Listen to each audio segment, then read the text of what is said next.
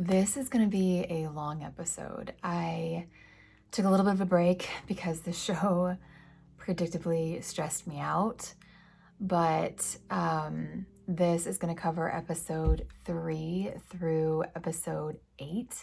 The next season, episode 9, is going to be the season finale, so I figured I'll just cram everything else into this video and then I'll make a final video for the season finale. Presumably it'll be back for season 2, but yeah, I watched episode 3 and 4, and then around episode 5 I got so stressed out because there's a couple of new characters that they introduced that I knew were going to be offed at some point, and one of them was a kid, and that just automatically stresses me out. So I took a little bit of a break, but I'm all caught up now. Going back to episode 3, it feels so long ago now. But at the same time, there's only been 8 episodes. It's wild how back in the day when a show would come on, you'd have like 25 episodes to a season. Now it's 8 to 10. Recap episode 3, Ellie and Joel traveling west looking for supplies. There's a scene in this episode where we kind of first see Ellie faced with an infected, and what she does. She stabs it in the head, and the look in her face looks like she feels bad for it. So this is kind of the beginning of her fighting to survive. And by the time we get to this latest episode, she has been through some things, and it's really sad because Joel really didn't want her messing with guns. He didn't want her having to do anything when it came to protecting them. He wanted to do it all, which really, if you have someone that's able-bodied, like, it's kind of everyone for themselves. It's not really realistic to think that this teenage girl shouldn't know how to defend herself, because these situations in shows like this will come up where you're being ambushed and everyone has to protect themselves. So you start to see the journey from really this kid to what she's going to become. You know, she's the savior. She's going to save everybody with her immunity, and she is going to change so much as a person in her journey there, because she's going to have to do some things, and she's going to see some things that is going to change her forever. Joel tells Ellie a little bit about the world before Cordyceps hit, and the best that he can guess of how Cordyceps got out was that it somehow got into the food supply. Flashback to 2003, the government rounds up all these people, and we know from present day that they're rounded up to be ended. I want to be careful. Like, I'm posting this to YouTube, so you can't say certain words or whatever. But we flash back to 2003 when they're gathering all the people up. And I'm thankful that they didn't reenact the whole thing. We know what happens from the future, so it is inferred. We know what's going to happen to these people. So I'm very grateful that they didn't take an opportunity to insert some gore, because I'm not a gore type of gal. There's one guy in the midst of all this in 2003. He's hiding in a bunker. And, you know, we have those doomsday prepper shows. You know, there are a lot of people that prepare for the end of days. And he's one of those people. And it's funny because when everything's going well, you think these people are extreme, you think they're crazy.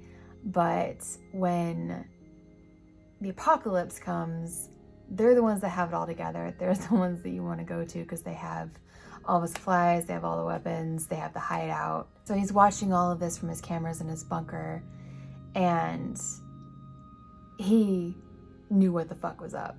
He had this heavy-duty mask because, of course, when the apocalypse happens and people turn into zombies or get sick and die or whatever, you don't know how it happens, so you want to protect yourself since you don't know how you're gonna get infected. And he had this heavy-duty mask. Dude was prepared. When the military is gone and there is not a soul left in that town. He goes out, raids the town for supplies, just springs into action like he's done this before, makes himself a gourmet dinner, booby traps all the land around his house, because once the initial shock of the apocalypse wears off and people have survived and they start coming out, the worst of people always comes out, and the people that have things are going to be targeted and stolen from. We fast forward to 4 years after the outbreak. Dude still has the city to himself. He built an electric fence all around the city, and then someone who is uninfected happens by. Frank is the name of the doomsday prepper. He gives the guy some clothes, some food. He's the first person that Frank has seen in 4 years. And I do detect a little bit of sexual tension. They bone, and we fast forward to 3 years later. The stranger's name, by the way, was Bill. And we see that they strike up a friendship with Joel and Tess. Wait, hang on. I think I've got the names mixed up. The dude that comes by who's uninfected is Frank. And then Bill is the doomsday prepper. Okay, we are clear. Frank and Tess hit it off because they had been talking on the radio. So that is how they met. And they begin a trading agreement because Frank and Bill have all these supplies that they've gotten from the town. They have the town fenced off. They have gardens. Frank and Tess and Joel bring things from the base, and they trade that way. This episode was really nice because we see Frank and Bill over the years. You watch a relationship from beginning to end, and it's a really beautiful and sad episode. You see how they rely on each other. They've saved each other at different times when they've needed it. Frank, in the end of the episode, develops some kind of terminal illness. I think it's cancer, maybe. And he wants to end things with Bill's help. So he wants to have one last perfect day. He wants to get married before he goes. And as I predicted, there's a lot of things that are kind of predictable about this show, but I feel like these kind of shows are sort of predictable. They kind of do pander to what people want.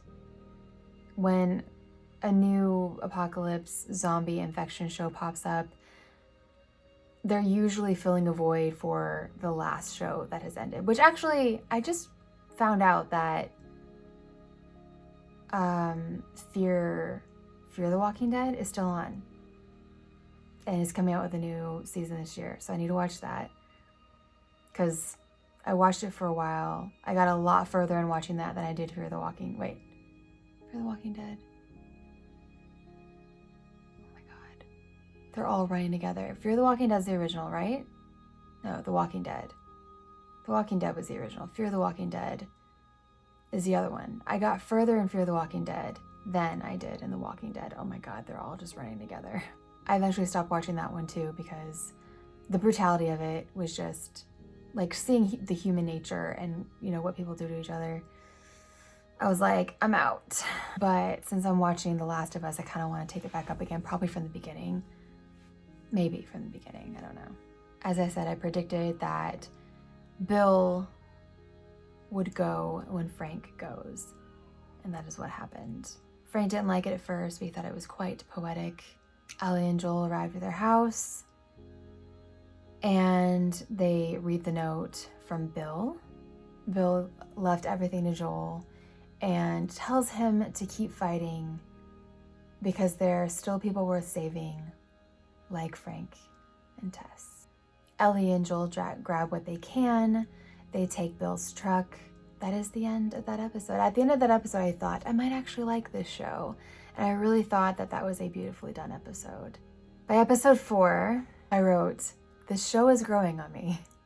In ways, it does feel different than other zombie shows and movies. But Ellie and Joel get ambushed in this episode. Ellie has to shoot the attacker as Joel is being choked. Once Ellie and Joel get the upper hand, the guy begs for his life, and Joel shows no mercy. Fedra I think it was the St. Louis area Ellie and Joel have gotten to the St. Louis area by this time, I believe.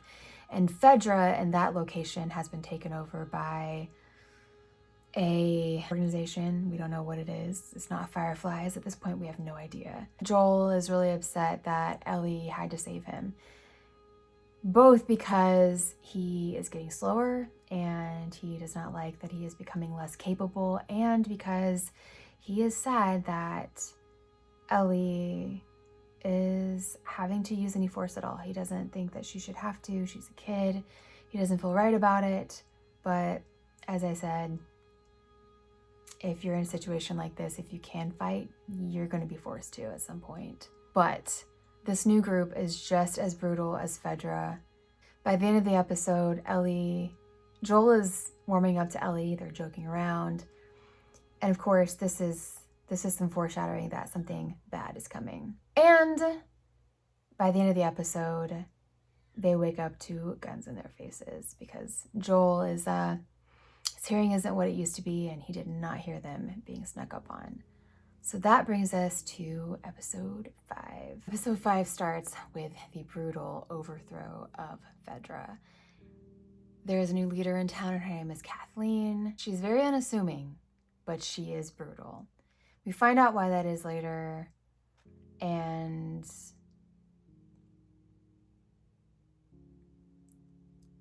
you kind of understand why she is the way she is. She has an agenda against all people who were informants for Fedra. She has no problem ending anybody who ever worked for Fedra. She is looking for someone named Henry, who was a collaborator with Fedra. That is her main goal. That is the person that she is after. Henry has a brother named Sam. Henry is a young man. His brother Sam is a little boy, and Ellie and Joel work with them. They work with Henry and Sam to get out of the city because Henry and Sam know the city, and Henry sees how Joel fights and wants Joel to come with them for protection. He knows the way out, but he can't protect himself as well. So it is a collaborative effort. Everybody needs to get out. Again, this is the episode where I took a break because I knew it wasn't going to end well for Henry and Sam. But I pulled it back together, and here we are. We find out why Kathleen has a vendetta against Henry, and Henry handed over Kathleen's brother in exchange for leukemia drugs for his brother Sam because he had leukemia. So it's just, it's one of those impossible situations that if you're ever in, you don't know what you would do. And even though Henry did it to save his brother, he sacrificed somebody else's brother, and now Kathleen is after him. At one point, there's a couple points in the episode where Kathleen corners Henry, and she always hesitates, and that is what gets her. Because you can tell deep down she doesn't want to hurt Henry and Sam. She's heartbroken over losing her brother, and she has ended other people. But I think deep down she knows that maybe she would have done the same thing for her brother, and she has a hard time reconciling getting rid of Henry and Sam. But those hesitations cost her. So the first time she hesitates, a sinkhole opens up, and the infected that have been driven underground are apparently right in that spot, and they all come up, and they are fast, and chaos ensues. A huge mutant version of an infected jumps up, and that's what I want to know more about, because you see people at different phases of the infection. So like you see them when they first get infected, it takes a bit for them to turn, and then you see them when it's like taking over their face, and then apparently there's like giant mutant infected, and then there's like the end life cycle where like they're all splat like adhered to a wall through like all the fungus and stuff coming out of their bodies. I want to learn more about that, but we'll see if they go into detail with that or not. It seems like they really just want to focus on the brutality of human beings. So Joel is up in this house and he is following Ellie with his eyes from the house, and he is covering her from up there. He is shooting any of the infected that get around her. Henry, Sam, and Ellie make it out, and Kathleen is ended by a infected child, which is kind of interesting because she talked about not having any issues with ending a kid, and that is how she is ended, by a kid. Joel, Ellie, Henry, and Sam decide that they are going to go it together, and in my gut, I just feel like either Henry or Sam have been bitten. And I was right. So, you know, this is one of those predictable moments where I guess it had to happen. But we find out that Sam is the one that is bitten, and this episode turns very stressful.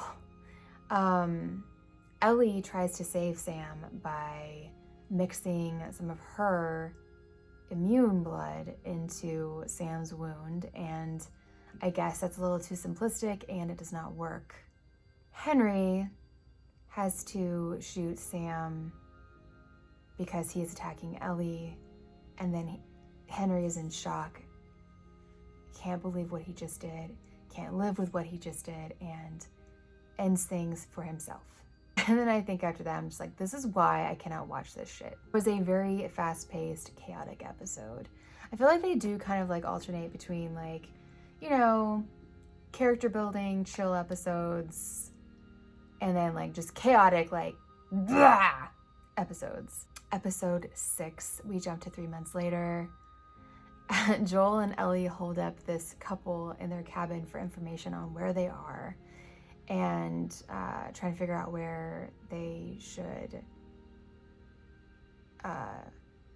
keep going. The couple tells them to not go past a certain river. They say that whatever is over there leaves bodies. They have no idea what it is, but they're like, don't go. Throughout this episode, Joel has these instances where he appears to either be having a panic attack, anxiety attack, heart attack. Something is going on. He's definitely having some kind of a breakdown. The River of Death, as they call it, has a group of people guarding it. And these people intercept Ellie and Joel, and they take them to their compound because Joel lets them know that he's looking for his brother Tommy, and that seems to strike a chord with one woman in the group. They take him to their compound, and it is a beautiful mountain town. Come to find out, it is Jackson Hole. I've been to Jackson Hole. I've been through it. I stayed a night there when we were moving from Florida to Seattle back in 2017, and it is indeed a beautiful place. I would love to go back. Joel's brother Tommy is at this compound, and he is engaged and going to become a dad. They have a heartfelt reunion, and Joel asks Tommy if he can take Ellie the rest of the way to the Fireflies because of his physical state. He doesn't think that he can get her there. She's had to save his life, and he no longer feels capable. Ellie overhears this. They argue. She is not happy with his decision. She's starting to see him as a father figure, and you can tell that he's starting to have a father's love for her, and decides to let her choose if she wants to keep going with Joel or if she wants Tommy to take her instead. Of course, she picks Joel. She loves Joel. She trusts Joel. At the end of the episode, Joel is teaching Ellie how to shoot so that she can learn how to hunt for food. Nice, sweet little moment, which we know when you have those moments, something bad is coming. and they encounter another group of people. Joel gets stabbed. And I had to, this is one of those nights where I was just going to watch one episode and then go to bed, but I had to hang on just to see the beginning of the next episode to see if Joel is in fact dead. And by the beginning of episode 7, he is still hanging on. In episode 7, the majority is about Ellie's background in her training camp to become part of Fedra. We learn about her love interest, how she was bit and obviously did not become infected. It's my cat. Yes? Can I help you? She's just staring at me. So Ellie had this really good friend turn love interest in Fedra, but her friend became a part of the Fireflies, and on her last night there, because she was going to be leaving, she shows Ellie a really good time at this mall, shows Ellie things she's never seen before. They have a great time. They discover that they love each other, but there is an infected heading out in the mall, bites them both. Of course, we already know that Ellie is immune. Her girlfriend obviously is not immune. And then we come back to present day. Ellie stays with Joel. Joel tries to get her to leave because he thinks he's done for her. Ellie stays with Joel and sews him up. And that brings us to the latest episode, episode 8. And I've thought this before when I've watched these episodes, but the intro music, has anybody seen, okay, it's a cult classic at this point, but I don't know how many of like this current young generation knows about Firefly and Serenity.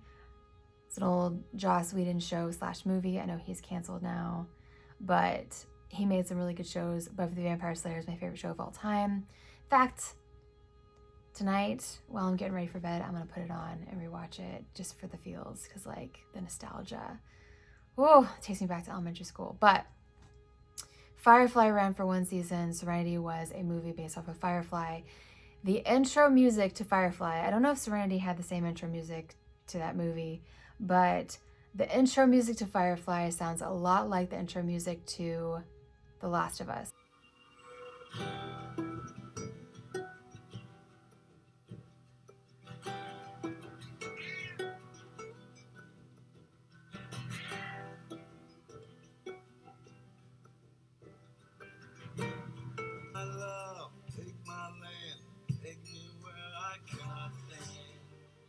I don't care, I'm still free. You can't take the sky from me. I don't know if that's intentional or not, but if it is, I caught it. I'm interested to know if anybody else drew that comparison. In this episode, Ellie comes across a preacher as she is out in the woods deer hunting, and she finds out, or they find out rather, that she is with the guy. She finds out that the guy who attacked Joel and who Joel killed is a part of this people's group.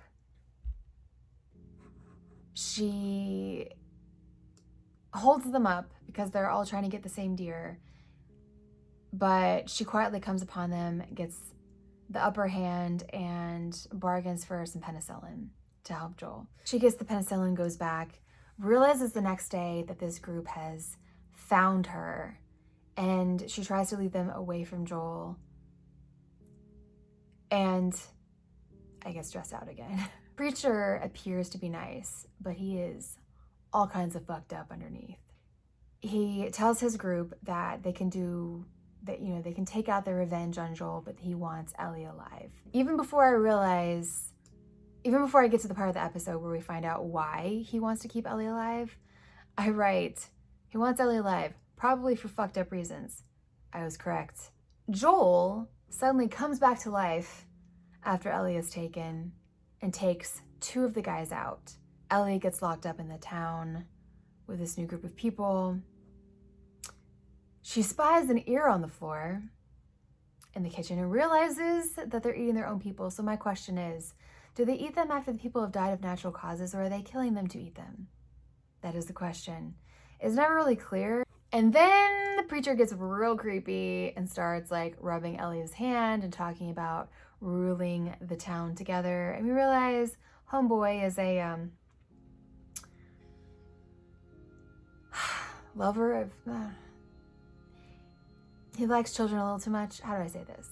You know what I mean. I swear, in movies and shows like this, if it's not the military people, it's the freaks hiding behind religion. So she breaks his fingers, and she is strong in the face of adversity. Honestly, when I see stuff like this, I just think about how I so would not be. I mean, I don't know, man. I'm one of those people that I panic, I freeze, or I don't know. I'm not good under pressure. I would never survive. I would never survive, and I wouldn't be as plucky as she is, for sure. This show shows that people are more monsters than the monsters themselves. You know, in the very beginning of these shows, the infected, the apocalypse is a very small part of the show, and it just goes on to show how people who are perfectly healthy, not infected, are worse. They are so much worse than anything infected, any zombie. And these shows really drive that home, like we didn't already know this already.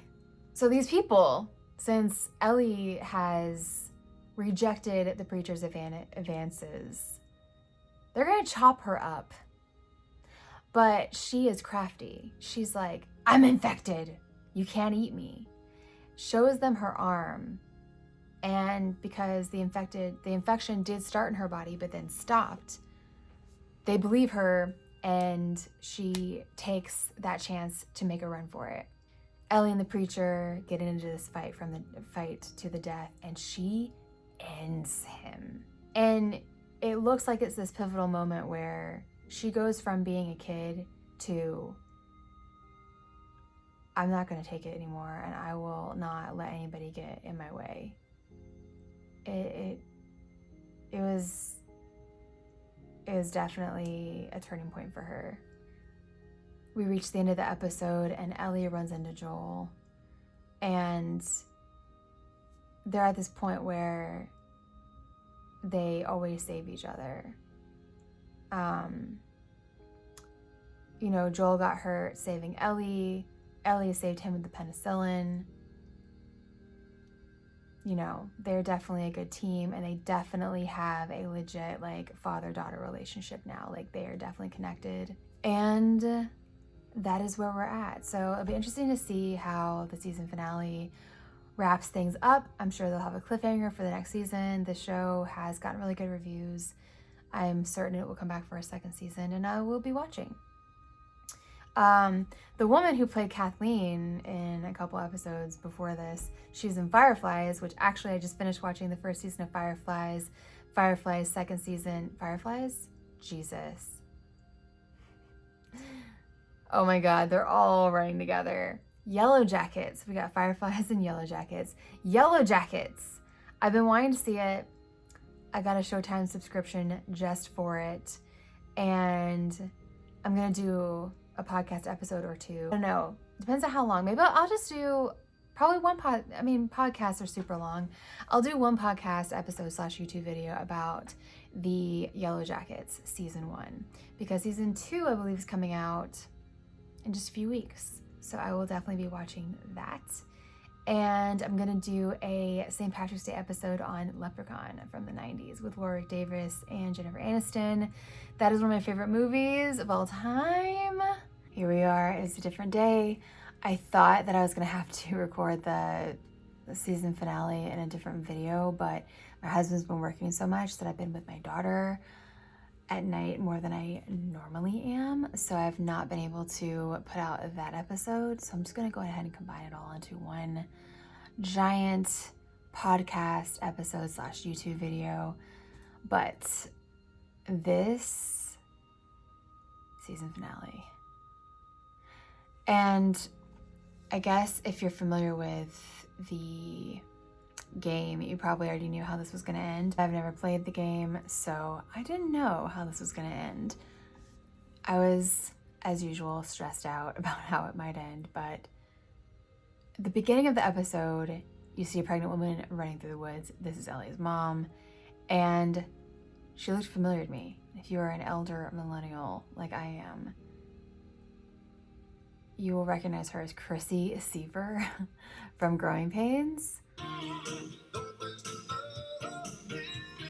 Throwback. Oh my God, I love those old sitcoms. But also, she voiced Ellie in the video game. She's in labor running through the woods. And as a woman who's been pregnant before, I can think of few worse things than that.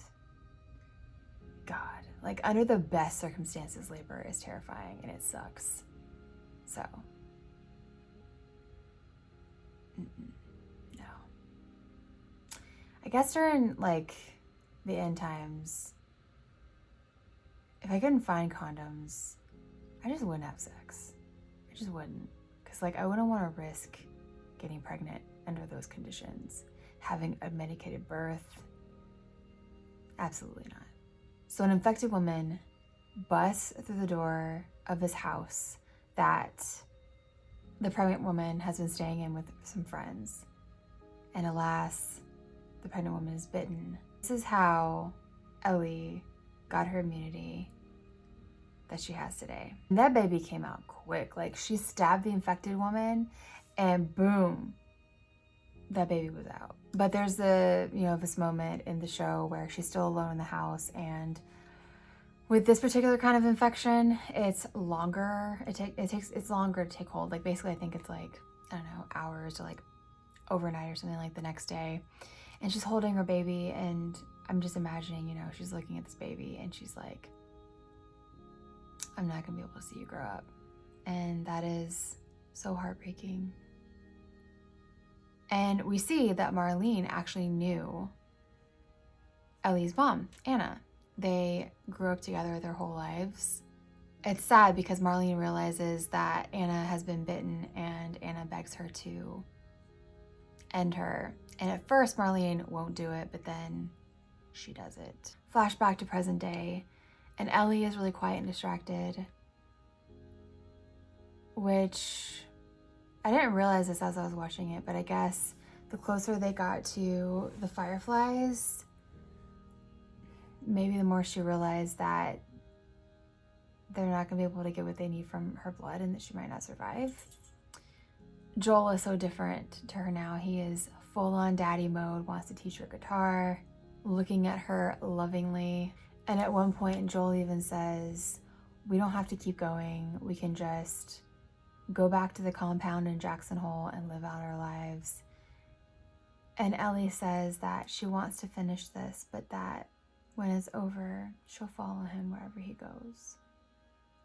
And Joel actually talks to Ellie about Sarah now openly, which is a far cry from how it was when in the beginning of the series. And then Joel admits that the wound that he had in his head, so he first says that it was from someone who shot at him and missed. And then he confesses that he's the one that shot at himself and missed, because after Sarah died, it was 2 days after Sarah died, and he didn't see a reason to go on, but he flinched and missed. And in another really heartwarming moment, Ellie says, well, I guess time heals all wounds, and Joel says it wasn't time that did it, basically admitting that Ellie has healed his heart. Then they find the fireflies because they are taken by the fireflies. The fireflies out patrolling and they take them in. Marlene admits that the cure, Ellie won't survive to give them what they need to provide the cure because the cure is in her brain. And I guess they need to go all up and through it, and she wouldn't survive, which they weren't told from the beginning, of course. So fireflies are escorting Joel off the premises, but Joel stops a few times, takes them out, and then systematically takes out nearly everybody in that whole building, and that was an intense scene to watch.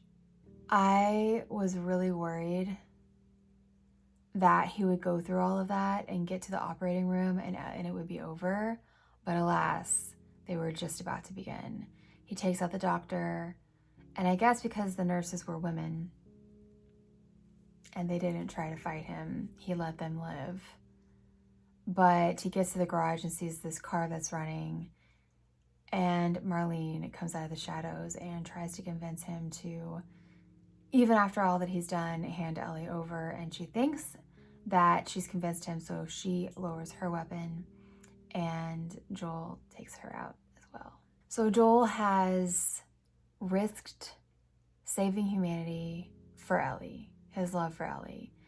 And honestly, I would have done the same for Vivi. I know that Ellie is not Sarah, but Ellie gave him a reason to live, and he loves her now, and he just sees his daughter in her. And for me, if I were in that situation and Vivi held the cure to humanity, but she had to die for it, I'm sorry, all y'all would be fucked. So Joel goes to the only place that he knows.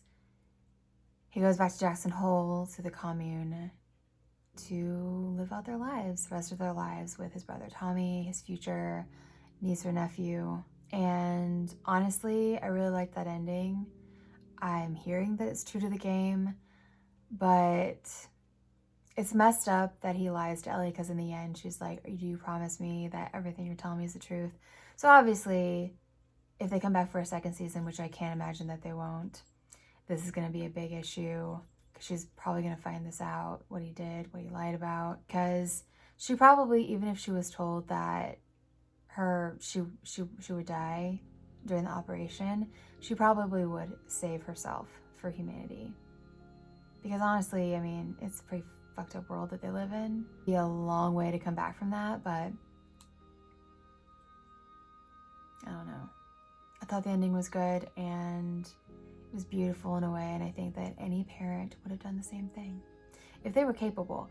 I've said this before, but I swear I would be so useless during the end times. I am so, I don't know. I wish I was stronger, like physically, mentally, emotionally.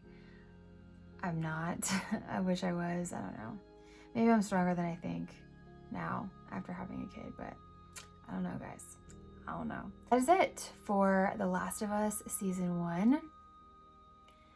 Next week, the new season of Yellow Jackets is coming out, so I'm excited. I really liked Season 1. I'm going to do an episode on Season 1, hopefully, before Season 2 comes out. And if you like this video / podcast episode, if you like this video, leave it a like, subscribe, a comment. If you like this podcast, because it is also a podcast, as well as it is a YouTube video, I post simultaneously. So if you like the podcast, leave me a good review. If you like, subscribe, follow me, and I'll see you in my next video or podcast episode.